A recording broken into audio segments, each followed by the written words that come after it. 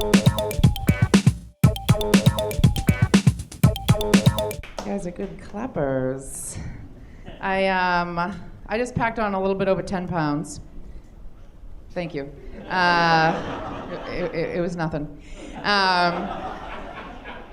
I knew something was up though. I busted the button off of 2 pairs of pants in 1 month. And not just like, oh, I lost a button. More like, look out, heads up. Like, people are like, what the hell was that? I'm like holding in my stomach so I don't break anyone's toes. But I went to the doctor. I figured I had like a stomach tumor or something. And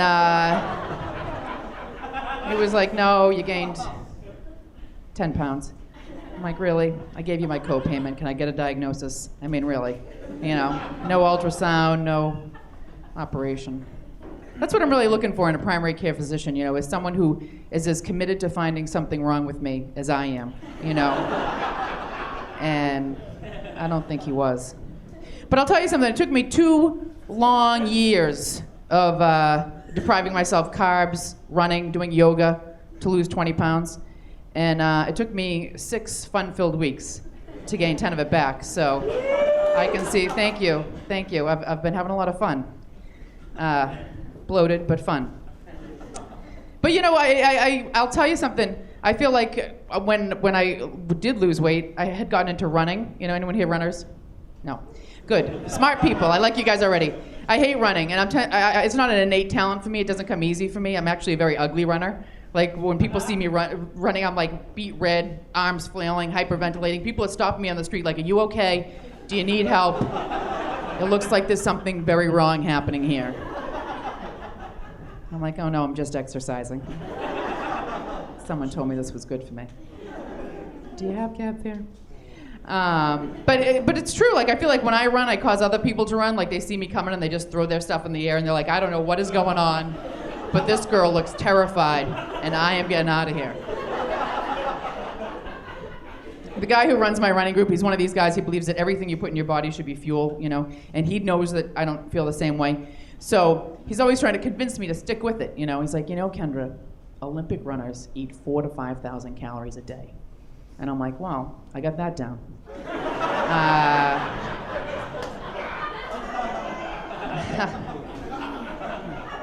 I can eat like I'm training for the Olympics, but I work out like a clinically depressed hypochondriac. I'm waking up like, I don't want to go, I look ugly. There's no amount of whining and complaining that's going to burn 4,000 to 5,000 calories a day. But I feel like it's a deal breaker for me. Like, I feel like if anyone was ever attracted to me sexually and then they saw me running, they'd be like, I don't want to hit that. And it's gotten to the point that I'm almost in disguise when I go. You know, I put my hair up in a baseball cap, throw some sunglasses on. I might even throw in a fake mustache, you know. Because I would much rather hear people saying, look at the guy with the nice jugs, than that Kendra Cunningham runs like an epileptic baboon. I mean, at least as a man, I get the compliment. It's bad. Oh. Anyway, you know, you try to do what you can to attract the opposite sex, and that's what the whole weight loss thing was about. And I've been single for a long time. I've been single for almost 4 years now. Thank you. It's been hard. Yeah, I've been beating them off with the bat. But you know, I just want to stay single. But it's weird, you know, when you've been single too long, because you start letting yourself go. You know, you don't change your sheets as often or shower as much. You know, I woke up with the tail end of a goldfish cracker stuck to my bare buttock the other day, and that to me was a big signal. Yeah, thank you. And I didn't throw it out. I didn't eat it either, but you know, I just put it on my mantle with all my other garbage. Anyway, mantle is such an odd word. I don't know why I threw that in there. So what was I talking about? Oh yeah, I'm talking about let myself go. So I go and I get a pedicure. I haven't had a pedicure in 5 months. That's a long time. As the ladies know, anyone here into pedicures? Great, thanks for participating. Everyone's looking at me like, pedicure, is that a French word? No, it means when you get your nails done on your feet. Anyway, I go to get a pedicure. I haven't been in 5 months, and I'm having like panic attacks. I was having anxiety. I was like, oh my God, here we go. I was waiting for the lady to be like, I don't know how to tell you this, but you have paws now. The hair in your feet has turned into fur. Your toenails have morphed into claws, and the thickening of the skin on the bottom of your feet, you have paws now.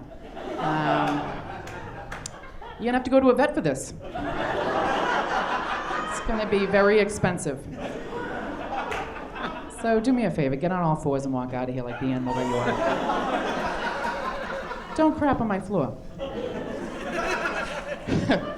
It's brutal.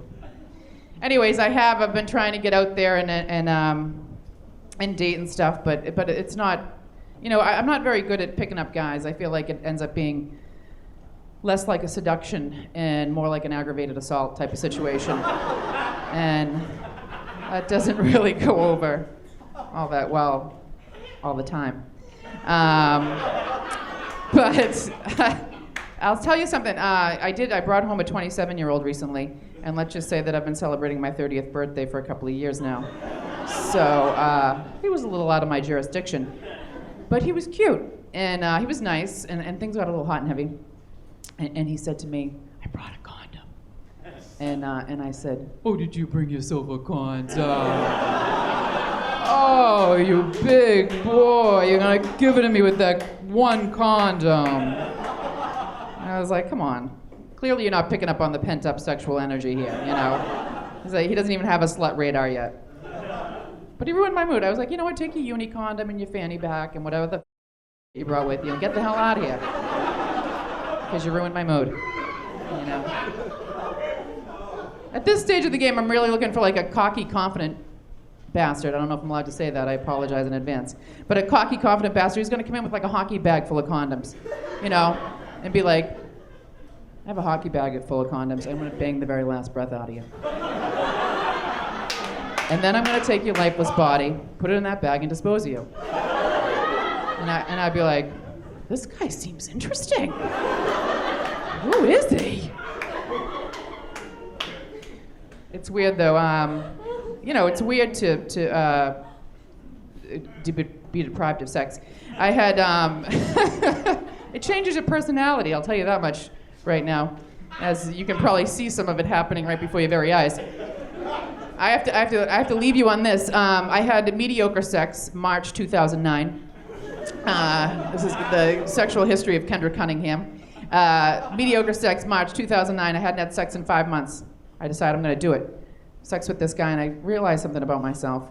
My personality changes pretty freaking quick when I realize I'm in the middle of mediocre sex. I go from like horny party girl to like high-level executive bitch in about 2 seconds flat. And I'm like, okay. You interview well, you do. But I'm not looking for entry-level people. I don't want to micromanage, give a lot of directions. So if you could quietly gather your things, I'll have someone show you to the door. Go out and get some experience, come back and see me. But it's totally different, like when you have good sex, you know what I mean? Like when I have good sex, I had good sex at one point in my life. And I had good sex. And when that happens, I'm like swaggering around my neighborhood like I'm the Mae West of 2010, you know what I mean? I'm like, "Top of the morning to you, sweetheart.